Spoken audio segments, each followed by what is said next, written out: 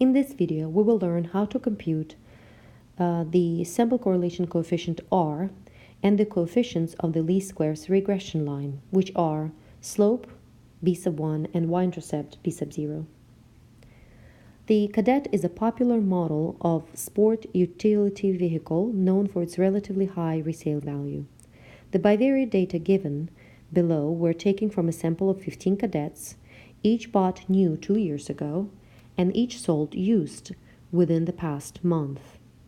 For each Cadet in the sample, we have listed both the mileage X in thousands of miles that the Cadet had on its odometer at the time it was sold used, and the price Y in thousands of dollars at which the Cadet was sold used. These data are shown graphically in the scatter plot in Figure 1. We are also given the fact that the value of the sample correlation coefficient R is approximately negative 829 thousandths. It is important to note that to do the computations correctly and get an acceptable solution, you need to carry your intermediate computations to at least 4 decimal places. So when we're going to look at the formulas for slope and y-intercept, we will have to know quite a few quantities that are not given to us. We need to find them ourselves. We already learned how to find the sample standard deviation of any set, and you need to do 2 computations for that. You need sample standard deviation for y coordinates and for x coordinates individually. You need the sample mean for x coordinates and sample mean for y coordinates. I'm not going to teach you how to do it in this video because we already learned it in the previous lessons, so utilize your knowledge that you obtained by now. I just state what those quantities are. So here is my sample mean of 25.7133, sample mean for the y coordinates 29.0133. Sample standard deviation for x values is 5.4361, and sample standard deviation for y coordinates is 3.2067. Please notice I rounded all of them to 4 decimal places as directed in this question right here. R, of course, is given to us already, negative 829 thousandths. So let's tackle the first problem. We need the slope. B sub 1 is equal to R times S sub Y over S sub X. Input the quantities. R is negative 829 thousandths times fraction. Numerator has the sample standard deviation of y coordinates of 3 and 2067. And divide that by the sample standard deviation of x coordinates of 5.4361. When all of that is inputted into a calculator, you should get negative 4,890 10,000ths, rounded to 4 decimal places. Your final answer could be rounded to 2 decimal places, so you're welcome to type in 4900, of course negative.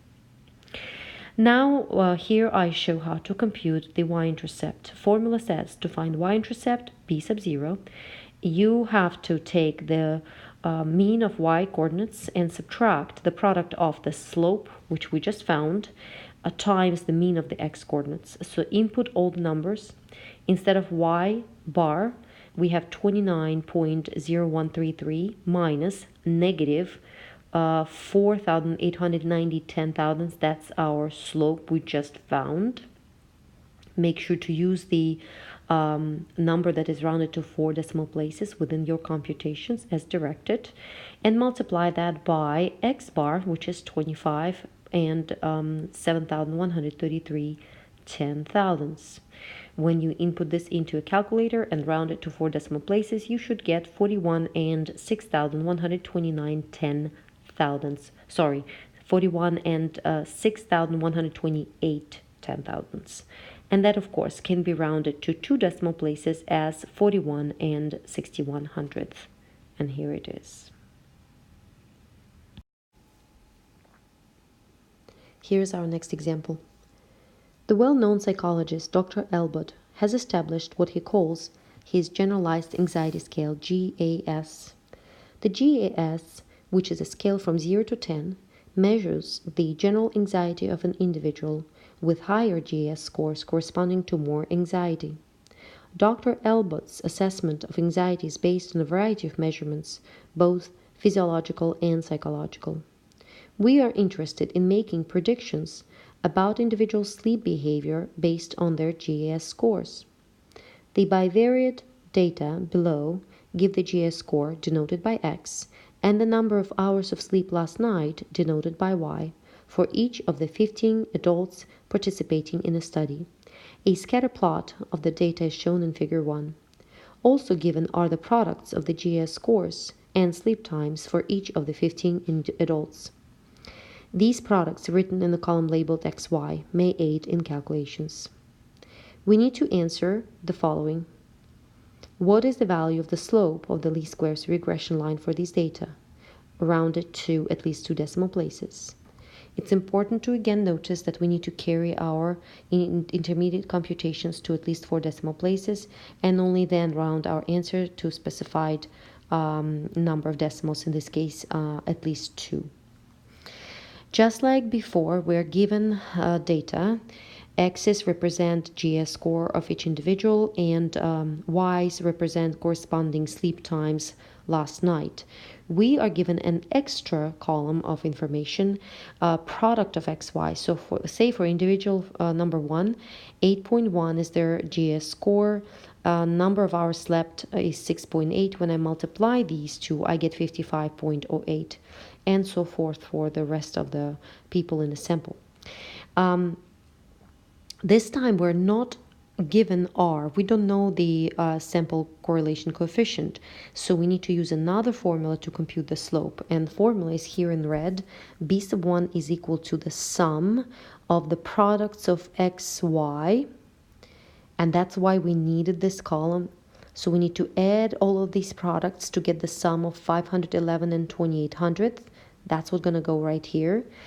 Subtracted with the product of the sample size n times sample mean of x's times sample mean of y's, and that entire expression is divided by another product of sample size decreased by 1 multiplied by the square of the sample standard deviation of x values. Quantities we need to substitute into this equation are not given to us. We need to compute them. I already did the sums right here, and we already learned, as I mentioned before, how to compute the sample means and sample standard deviations. I already did these computations, and here in blue you can see all the numbers provided. Sample size is 15, sample mean of x's is 5.1467, sample mean of y's is 7, sample standard deviation of x's is 2.7026, and of course the sum I already mentioned. I am inputting all of these numbers into my formula, and I get B sub 1, my slope, is approximately equal to 511.28 minus sample size of 15 multiplied into sample mean of x values 5.1467 times sample mean of y values, which is really 7. Divide that entire expression by the product of 15 minus 1, or 14 in here, times the square of the sample standard deviation of x values, 2.7026. When you input this carefully into your calculator, you should get your your slope approximately to be equal to negative 2,848 10,000ths. Remember, you are allowed to round to at least 2 decimal places, so this could come out to be as 2800th, of course, negative.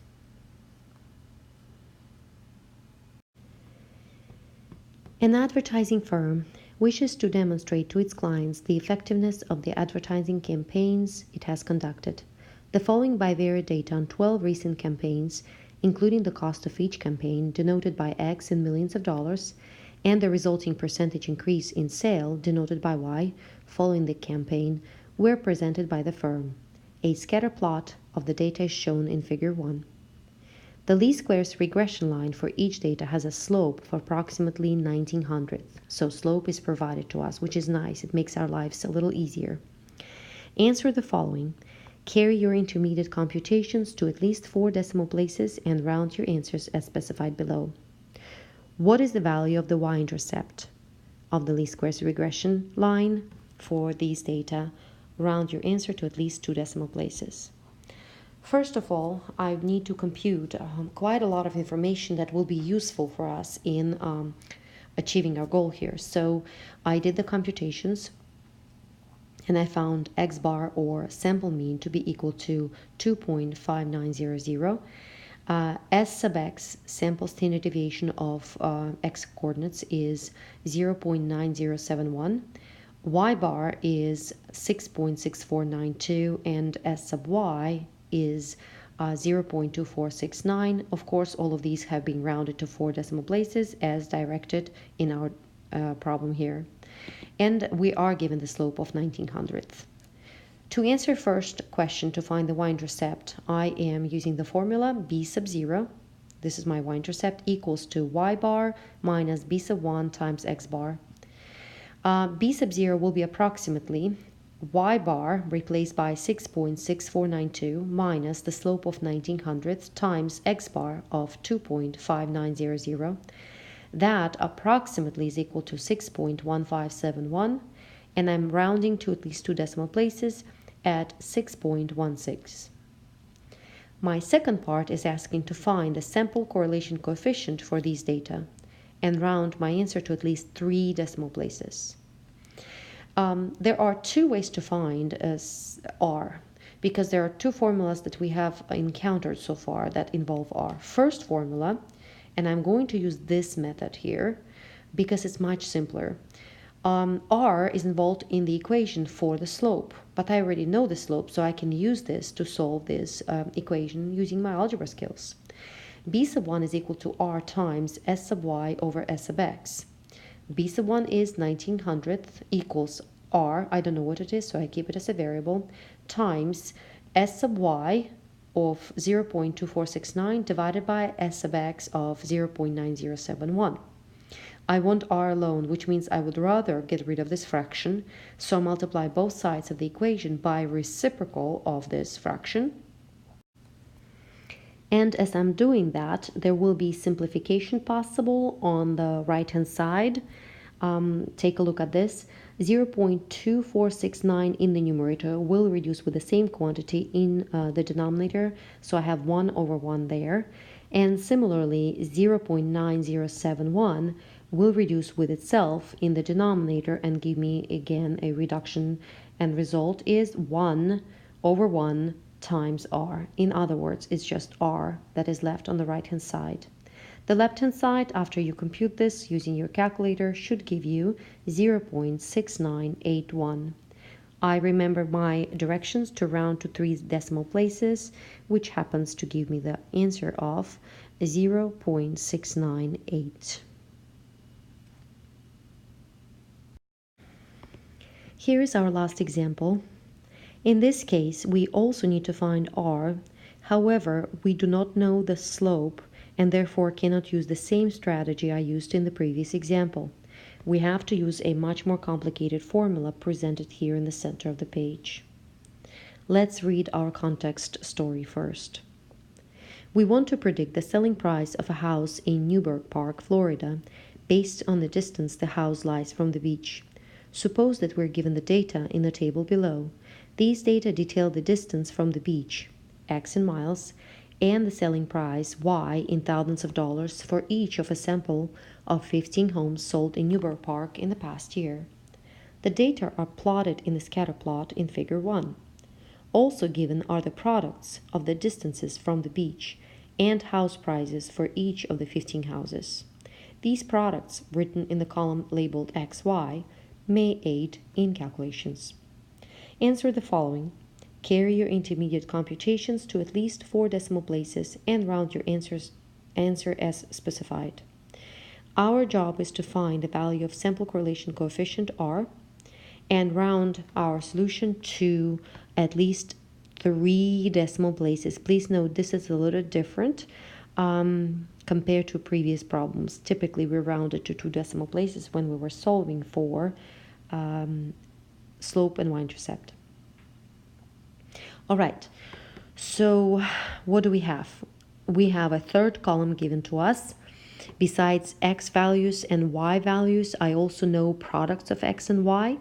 The reason why we were provided this, because within the formula we have to find the sum of those products.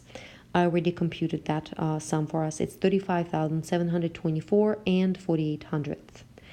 I also already computed the sample means of x and y's and sample standard deviations for both sets as well. Here's our information. Sample size is 15, x bar is 9.8867, sample standard deviation for x is 4.0550, y bar or sample mean for y coordinates is 249.9733, and sample standard deviation of y coordinates is 38.9370. Formula says to find r, you need to have the sum of the products of x, y coordinates, which we already have, minus a sample size multiplied by sample mean of x's times sample mean of y's. Divide that entire expression by sample size minus 1 times sample standard deviation of x's times sample standard deviation of y's. Let's input all those numbers into the formula. R is approximately equal to 35,724 and 48/100 minus sample size of 15 times x bar 9.8867 times y bar 249.9733. All of that has to be divided by sample size 15 decreased by 1 times s sub x of 4.0550 times s sub y of 38.9370. As you input these numbers into your calculator, please remember to use parentheses around the entire numerator to ensure that you are dividing by these three factors, the entire numerator, and not just the last product, because without these parentheses here, your order of operations will be violated and will be giving you a wrong answer. So the outcome should be negative 0.6092, and when rounded to 3 decimal places, it comes out to be negative 0.609.